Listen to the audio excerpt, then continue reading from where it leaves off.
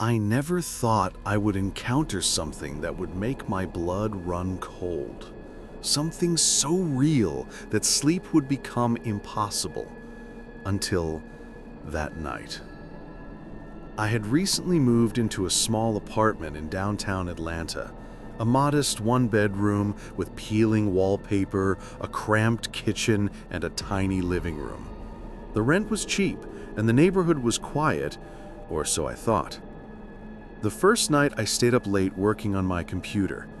The rain tapped gently against the window, and the dim light of my desk lamp barely reached the corners of the room. Everything was normal, peaceful even. Then I heard it, a soft, almost imperceptible sound from outside the window. At first, I ignored it, thinking it was just the rain hitting something loose. But the sound grew. A faint scratching, almost like nails on wood. My heart raced as I approached the window, peering out into the darkness. And there he was. A figure, standing motionless outside my second-floor window. Too tall, too thin, with a featureless, pale face. He didn't move, didn't blink, didn't make a sound. I froze, unable to look away. My mind tried to rationalize it. A neighbor? A prankster? But nothing made sense. There was no ladder, no balcony, nothing to explain his presence. I shouted, "Hey, who's there?" Silence. He remained perfectly still.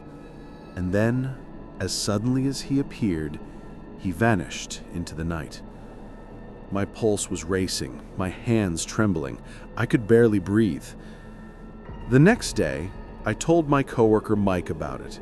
He laughed. Maybe it was just a shadow or the wind, he said. I wanted to believe him, but deep down, I knew what I saw was real. 2 nights later, it happened again.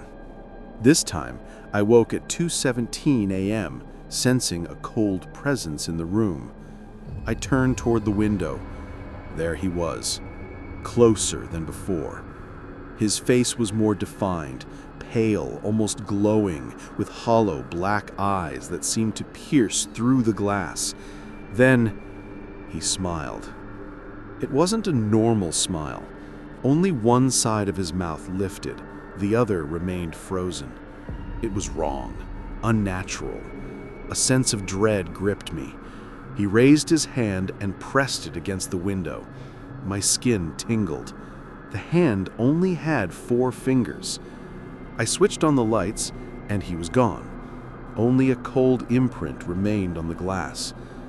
I considered calling the police, but how do you explain a person outside a second-floor window with no access? My mind kept spinning. Stress? Fatigue? I wanted it to be just my imagination.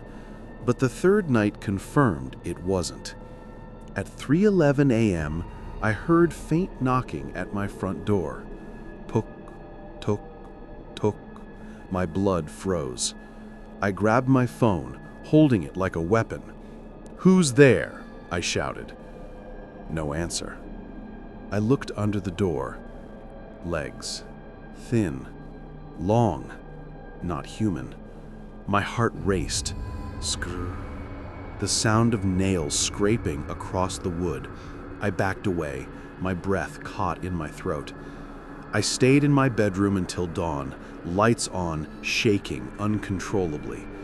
The morning revealed deep scratch marks on the door. It wasn't imagination. It was real. I decided to move. I told Mike I needed temporary accommodation elsewhere.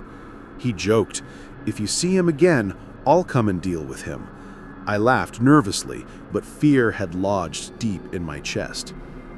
The night before moving, the apartment grew cold. My heater didn't work. I packed cautiously. Then, slowly, I heard it. The window creaking open.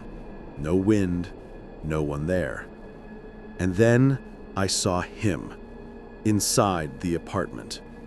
Too tall, limbs unnaturally long, eyes glowing, skin pale.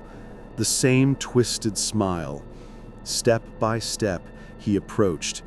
His hand reached toward my face. The moment it touched me, ice surged through my body. "Let me in," he whispered. Or rather, the voice was many voices combined. A man, a woman, children, all merged into one haunting phrase. "Let me in. Let me in." I ran, down the stairs, into the night, taxi, anywhere, away from that apartment. Weeks passed. I moved into a new apartment. Life seemed normal. Until one night, I glanced out the window. Among the streetlights and passing cars, he stood, watching me. Same smile, same four-fingered hand. And then the knocking. Talk, talk, talk. 3:11 a.m. He found me. He always will.